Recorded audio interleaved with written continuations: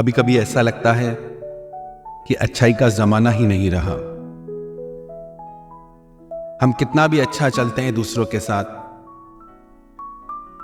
पर और लोग हमारे साथ अच्छा नहीं चलते। सबके साथ भलाई करके भी हमको दुख मिलता है,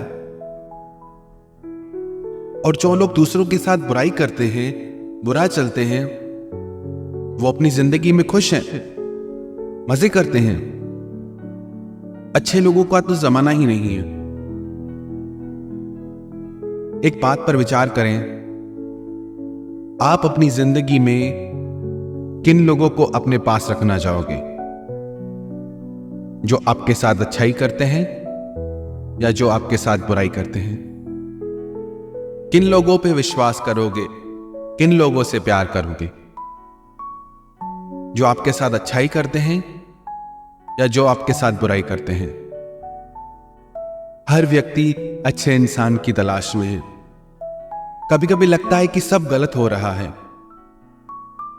जो बुरे लोग हैं वो बहुत अच्छी जिंदगी जी रहे हैं। अच्छे लोगों की जिंदगी में कितना कष्ट है। एक बूढ़ी औरत थी, उसकी 3 छोटी छोटी बेटियां थी। एक बार देवर्षि नारद धरती पे आए। उन्होंने देखा कि वो बूढ़ी औरत जैसे तैसे करके, कुछ काम करके उन 3 छोटी बच्चियों का पालन करती थी। एक बच्ची 5 साल की, दूसरी 2 साल की, तीसरी 1 साल की। उस बूढ़ी औरत को देख के देवर्षि नारद को उन पे गर्व भी हुआ और दुख भी हुआ कि इस वृद्ध अवस्था में भी ये वृद्धा औरत कितना कष्ट भोग रही है, कितना काम करती है बच्चों को पालने के लिए। कुछ दिन बाद देवर्षि नारद वहां से फिर गुजरे तो देखा कि वो वृद्धा औरत वो मर चुकी थी। ये देख के उन्हें भगवान पे बड़ा गुस्सा आया कि भगवान दुनिया को चलाना जानते ही नहीं। जिन लोगों की कोई जरूरत नहीं वो कितना जीते हैं। इन 3 छोटी कन्याओं का इसके सिवा कोई था भी नहीं। भगवान ने इसे ही मार दिया। ये तीनों अनाथ हो गई। एक ही सहारा था इनका, उसे भी छीन लिया। बहुत गुस्से में भर के वो भगवान के पास आया और भगवान से कहने लगा कि भगवान, आपको दुनिया चलाना नहीं आती। सब कुछ उल्टा पुल्टा चल रहा है। 3 छोटी कन्याएं जिनको एक वृद्धा महिला पाल रही थी, एक ही सहारा थी उनकी, आपने उन्हें भी मार दिया। जिनकी जिंदगी का कोई अर्थ नहीं, वो कितना जीते हैं। अब उन 3 बच्चों का क्या होगा? आपको दुनिया चलाना नहीं आता। आप अपनी मन मर्जी से हर काम करते हैं। धरती पे जाओ, लोगों को देखो, उनकी जिंदगी में झांको तो पता चले कि वो कैसे जीते हैं। भगवान बोले, नारद, मुझे कुछ भी बोलने से पहले तू एक बार फिर जा और उन 3 कन्याओं को देख के आ। बहुत गुस्से में था, पर वो भगवान की बात मान के वापस धरती पे आया और उसने देखा वहां वो 3 कन्याएं थी ही नहीं। नारद को अभी बहुत दुख हुआ कि उन 3 कन्याओं के साथ क्या हो गया। कोई उनका अपहरण करके ले गया, किसी ने उनके साथ कुछ गलत कर दिया, और उसे गुस्सा आने लगा। फिर उसने किसी पड़ोसी से पूछा कि यहां 3 कन्याएं रहती थी, वो कहां गई? तो उस पड़ोसी ने बताया कि उन 3 कन्याओं की मां की मौत हो गई। वो 3 कन्याएं बिलख रही थी, रो रही थी। फिर शहर की रानी यहां से गुजरी। इन 3 छोटी कन्याओं को रोता देखकर उसे दया आ गई। उसने उन 3 कन्याओं को गोद ले लिया। अब वो 3 राजकुमारियां बन गई है। जब नारद को यह बात पता चली तब उसे समझ में आया, कई बार जो चीज हमें गलत दिखती है उसके पीछे भी कोई कारण होता है। हमें लगता है कि ऐसा क्यों होता है हमारे साथ। हमारे साथ ही ऐसा क्यों होता है? इतना अच्छा चलने के बाद भी हमें ही दुख क्यों मिलता है? जरूर परमात्मा ने आपके लिए कुछ बेहतर सोच रखा होगा। जरूर भगवान ने आपके लिए कुछ सुंदर सोच रखा होगा। एक भक्त भगवान के मंदिर में गया और भगवान से कहने लगा कि भगवान, अब सारा दिन खड़े रह के मंदिर में थक जाते होंगे। आज ऐसा करो कि आप आज घूम के आओ कहीं, मैं आपकी जगह खड़ा हूं। भगवान बोले ठीक है, तू यहां खड़ा हो जा, पर याद रखना कोई भी अपनी शिकायत लेके आए, कुछ भी यहां हो रहा हो, पर तुम कुछ बोलना मत, बीच में मत पड़ना। वो बोला ठीक है भगवान, मैं चुप ही रहूंगा। भगवान चले गए। भगवान की जगह वो मूर्ति बन के खड़ा हो गया। थोड़ी देर में एक बहुत बड़ा व्यापारी वहां आया भगवान का दर्शन करने के लिए। जैसे ही वो झुका तो उसका पर्स वहीं गिर गया। वो वहां से चला गया। इसने सोचा कि उस व्यापारी को आवाज लगा के मैं बुलाऊं, पर भगवान की बात याद थी उसे कि कुछ बोलना नहीं है।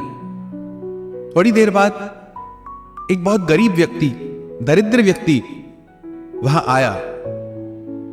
उसने वहां वो पर्स पड़ा देखा और उस पर्स को उठा लिया।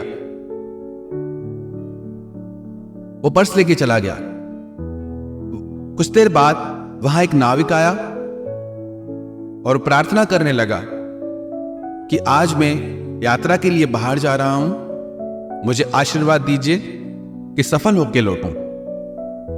इतने में जो व्यापारी पहले आया था, जिसका पर्स गिर गया था मंदिर में, उसने आके कहा कि मेरे बाद यही नाविक इस मंदिर में आया है, इसी ने पर्स चुराया है। पुलिस जैसे ही उस नाविक को पकड़ने लगी तो अब इस भक्त का धीरज टूट गया। उसने सारी बात बता दी।